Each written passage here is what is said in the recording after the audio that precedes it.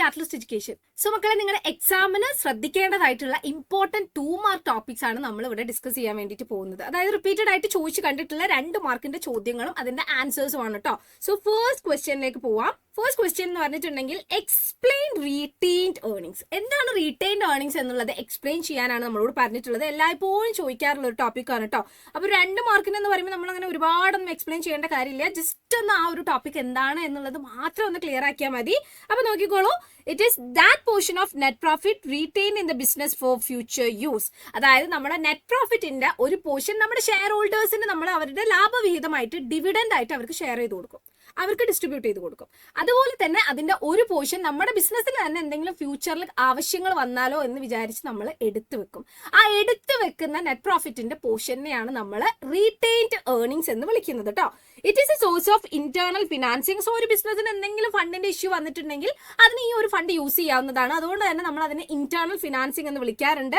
അതുപോലെ തന്നെ self financing എന്ന് വിളിക്കാറുണ്ട്, or ploughing back of profit. ഇതൊക്കെ റീറ്റെയിൻ ഏർണിംഗ്സിന്റെ വേറെ പേരുകളാണ്. So ploughing back of profit ഒക്കെ ഓർത്ത് വെക്കുക. 1 മാർക്കിനൊക്കെ ചിലപ്പോൾ ആ ഒരു പേരിൽ റീറ്റെയിൻ ഏർണിംഗ്സിന് ചോദിക്കാറുണ്ട്.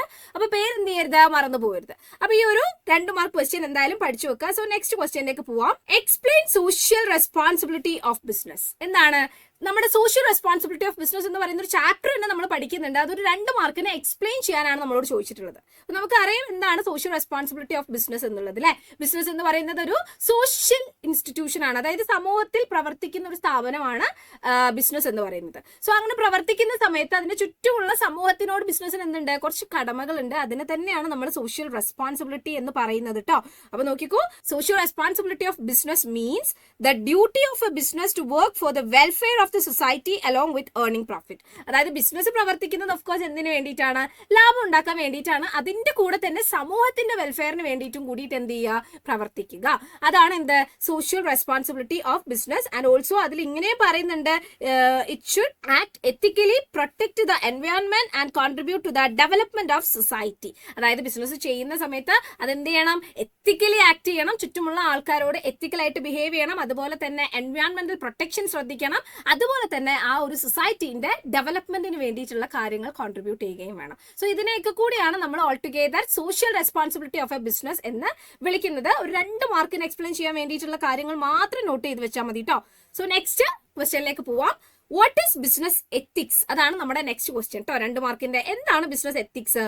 അപ്പൊ നമുക്ക് നോക്കാം. Business ethics is A set of principles governing the moral conduct of a business. ഒരു ബിസിനസിന്റെ മോറൽ കണ്ടക്റ്റിനെ ഗവേൺ ചെയ്യുന്ന കുറച്ച് പ്രിൻസിപ്പിൾസിനെയാണ് നമ്മൾ ബിസിനസ് എത്തിക്സ് എന്ന് പറയുന്നത്. അതായത് യൂഷ്വലി എത്തിക്സ് എന്ന് പറഞ്ഞാൽ എന്താണ്, what is good, what is bad എന്നൊക്കെ പറയുന്നതിനെയാണ് നമ്മൾ എത്തിക്സ് എന്ന് പറയുന്നത്. സോ ബിസിനസ് അതിന്റെ ചുറ്റുമുള്ള കുറേ ആൾക്കാരോട് ഡീൽ ചെയ്യുന്ന സമയത്ത് എങ്ങനെയെല്ലാം പ്രവർത്തിക്കണം, എങ്ങനെയെല്ലാം പ്രവർത്തിക്കാൻ പാടില്ല എന്നുള്ളതൊക്കെ പറയുന്ന ഒരു സെറ്റിനെയാണ് നമ്മൾ ബിസിനസ് എത്തിക്സ് എന്ന് പറയുന്നത്. സോ നമുക്ക് നെക്സ്റ്റ് ക്വസ്റ്റ്യനിലേക്ക് പോവാട്ടോ.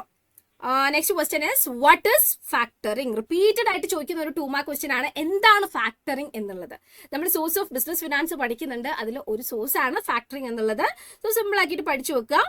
നോക്കിക്കോളൂ, factoring is the financial service in which a business sell its account receivable to a third party at a discount. ഒരു ബിസിനസ്സിന് എന്തുണ്ട്, ബിസിനസ്സിൽ കടത്തിന് സാധനങ്ങൾ വിൽക്കുന്നുണ്ട്. സോ ദാറ്റ് അവിടെ ഡെപ്റ്റേഴ്സ് ഉണ്ടായിരിക്കും, അല്ലെങ്കിൽ അക്കൗണ്ട് റിസീവബിൾ ഉണ്ടായിരിക്കും. അത് പിന്നീട് എപ്പോഴെങ്കിലും ആയിരിക്കും ബിസിനസ്സിന് അവർക്ക് ആ ഒരു ഡെപ്റ്റേഴ്സ് ഒക്കെ പൈസ കൊടുക്കുന്നുണ്ടായിരിക്കുക. അപ്പൊ ബിസിനസ്സിന് ഇപ്പൊ പെട്ടെന്ന് ഫണ്ടിന് ആവശ്യം ഉണ്ടെങ്കിൽ ബിസിനസ്സിന് എന്ത് ചെയ്യാം, ഈ അക്കൗണ്ട്സ് റിസീവബിളിന് അല്ലെങ്കിൽ ഡെപ്റ്റേഴ്സിന് ഒരു തേർഡ് പാർട്ടിക്ക് വിൽക്കാം. ആ തേർഡ് പാർട്ടിനെ നമ്മൾ വിളിക്കുന്ന പേരാണ് ഫാക്ടർ. അങ്ങനെ വിറ്റ് കഴിഞ്ഞാൽ അപ്പൊ തന്നെ നമ്മുടെ ബിസിനസ്സിന് ഫണ്ട് ലഭിക്കും. ഫ്യൂച്ചറിലല്ല, അപ്പൊ തന്നെ കിട്ടുന്നതായിരിക്കും, പക്ഷെ ഒരു ഡിസ്കൗണ്ട് ഉണ്ടായിരിക്കും.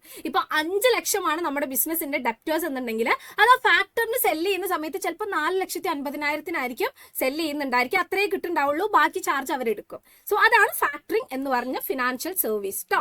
ഇനി നമുക്ക് നെക്സ്റ്റ് ടോപ്പിക് നോക്കാം. What is debenture? എന്താണ് ഡിബഞ്ചർ? ഒരു 2 മാർക്കിന് നോട്ട് ചെയ്ത് വെക്കുക. എന്താണ് ഡിബഞ്ചർ? നമുക്കറിയാം, ഡിബഞ്ചർ എന്ന് പറഞ്ഞിട്ടുണ്ടെങ്കിൽ കടപ്പത്രമാണ്. അതായത് ബിസിനസ്സുകാർ ഫണ്ട് റേസ് ചെയ്യാൻ വേണ്ടിയിട്ട് യൂസ് ചെയ്യുന്ന ഒരു കടപ്പത്രത്തിനെയാണ് നമ്മൾ ഡിബഞ്ചർ എന്ന് വിളിക്കുന്നത് കേട്ടോ. സോ നോക്കിക്കോളാം, a debenture is a written document issued by a company as an acknowledgement of ഡെപ്റ്റ്.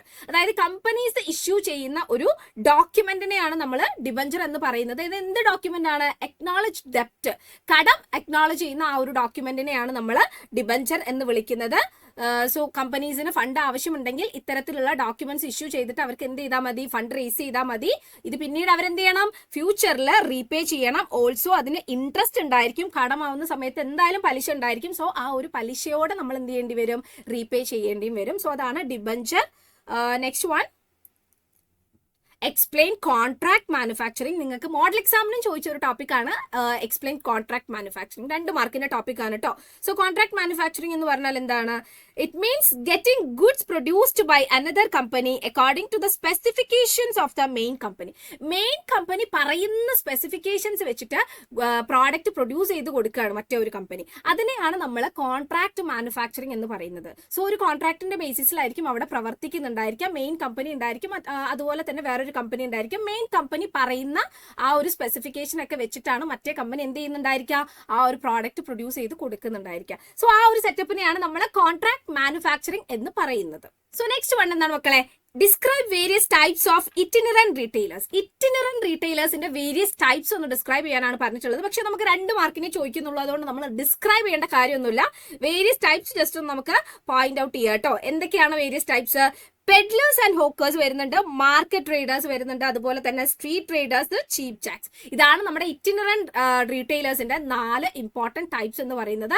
വിട്ടുപോകരുത്. So ഇതൊക്കെ എന്ത് ചെയ്യുക, നിങ്ങൾ പഠിക്കുന്ന സമയത്ത് ഈ 2 മാർക്ക് ക്വസ്റ്റ്യൻസിനൊക്കെ അതിൻ്റെതായ ഇമ്പോർട്ടൻസ് കൊടുത്തിട്ട് തന്നെ പഠിക്കുക. നമ്മൾ ഈ ഡിസ്കസ് ചെയ്തതെല്ലാം റിപ്പീറ്റഡ് ആയിട്ട് ചോദിച്ചിട്ടുള്ള PYQs ആണ് കേട്ടോ. സോ ഇതുപോലെയുള്ള യൂസ്ഫുൾ വീഡിയോ ആയിട്ട് നമുക്ക് വീണ്ടും കാണാം. Thank you so much.